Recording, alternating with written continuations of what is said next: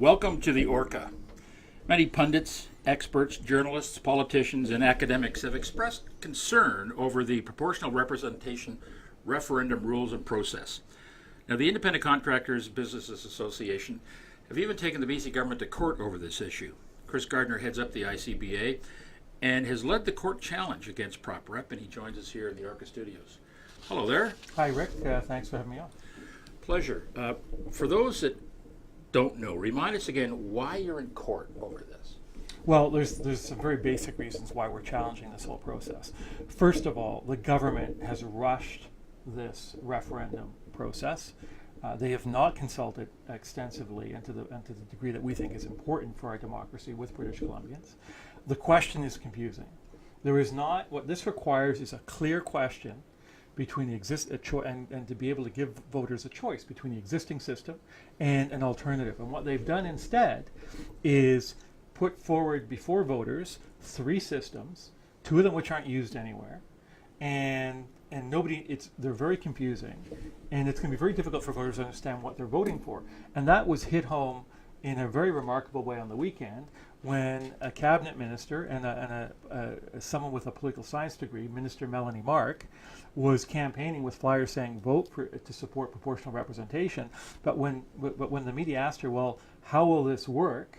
She said, well, frankly, I'm not an expert in electoral reform. I can't tell you how these systems are going to work. So we think there are fundamental flaws with this process, with the referendum. We're not saying don't have a referendum. We're saying if the government's going to have a referendum, and remember this was decided, British Columbians rejected electoral reform twice in 2005 and 2009. But if you're going to have a referendum, do what the government of the day at that time did. Consult with British Columbians extensively over a multi-year period.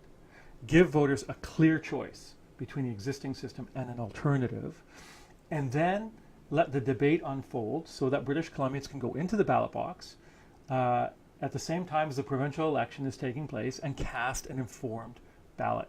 That is not happening in this referendum. Attorney General David Eby came up with the question months ago. I understand it was only a matter of days after that you filed your first court petition, and yet here we are with ballots out, people casting their votes, and you're still playing cat and mouse with the government in the court.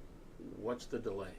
Well, that's a good question. We filed, the process was formalized in June. About 2 weeks after they formalized the rules and regulations, we were in BC Supreme Court, June the 28th, and we said, here's the problems with the process that we think exist in what the government's doing, and we would like to be in court as soon as we can. The response from the government, we're not ready, we need more time. And so we suggested, okay, what about July? No. August? No. September, October, November, December, January is when the government responded and said, we'll be ready to defend our legislation, our rules, our process in January. It's a little late though, isn't it? Well, not only is it late, it's offensive to think that this is a government that's saying, oh, we're defending democratic principles. We want democracy to be strengthened. When everything they're doing, they're using every legal maneuver to weaken our democracy. This process is weakening our democracy because the government has rigged the process, made the question so confusing, and it's all geared to one thing, getting to the result that they want. This is a premier who stood up and said, I'm going to go out there and campaign for yes. I'm going to use the full weight of the premier's office to get to a yes. When Gordon Campbell was premier in 2005 and 2009, he said, I'm going to stay neutral. We're going to engage British Columbians through a third-party process, come up with options, and let the voters decide. This is a government that's trying to force a yes, in this case, down the throat of voters without giving them enough time to consider the options. Let me back up even further. Why is this something that the ICBA is interested in? Well, we're concerned, first of all, our democracy is something to be cherished. And democracy is strengthened when you have open and transparent debates on issues. And fundamentally, part of this process is the government saying, as of July 1, if you wanted to spend $500, $100 expressing your view on this referendum, you can't. No British Columbian can spend a dime to try and make their opinion heard. whether that's putting an ad in the community newspaper, putting up a billboard, putting a sign on their lawn. You can't do that unless you follow the very restrictive rules. So there's something wrong when we're trying to have a debate about changing our democracy and freedom of speech has been restricted. The second thing we're concerned about is if you look at jurisdictions where prop rep is in place in Europe, what you're seeing is the rise of extreme parties on the left and on the right. And these fringe parties are now of the size and scale where some of them are winning enough votes to be in government or to outright control government. And we think that that is a risk to our economy, to our democracy, that we shouldn't be taking. The Premier says, join me in taking a leap of faith. We're saying, we've seen what happened when other countries have changed, have taken that leap of faith, and we don't think that's right for British Columbia. It seems that everybody who's against prop rep is accused of fear-mongering and bringing up the fringe party, the extreme party argument. What do you say to those people who point a finger at you, say, but Chris Gardner, you're a fear-monger? Well, I would say we're just looking at what's happening. Where these systems exist, there has been a significant rise in extreme parties. That's a fact. That's playing out right now in Europe and in other jurisdictions. So you can't deny that. You can't just say, oh, you're fear-mongering. No, what we're saying is look at countries in Europe where they have this system and look at the rise of fringe parties. It's a real risk.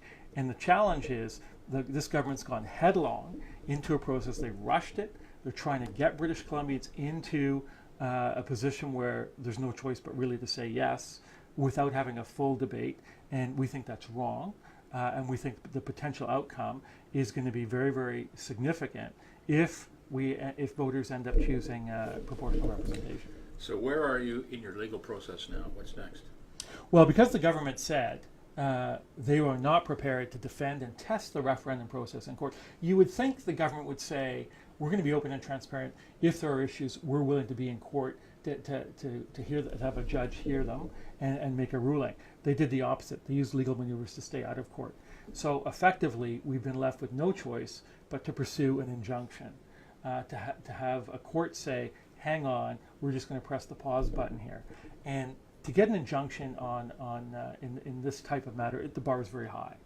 The BC Supreme Court rejected the application. We're in the BC Court of Appeal asking them to overturn that decision. My view is somebody has to stand up and say, this is wrong, this isn't open, this isn't transparent, this is betraying our democratic values, this isn't fair to British Columbians. What would be fair to British Columbians would be to have an honest debate and to give them a clear question so that British Columbians can go in the ballot box knowing what they're voting for or against and then cast their vote accordingly. That's not happened in this process. Chris Gardner, thank you, sir. Great, thank you.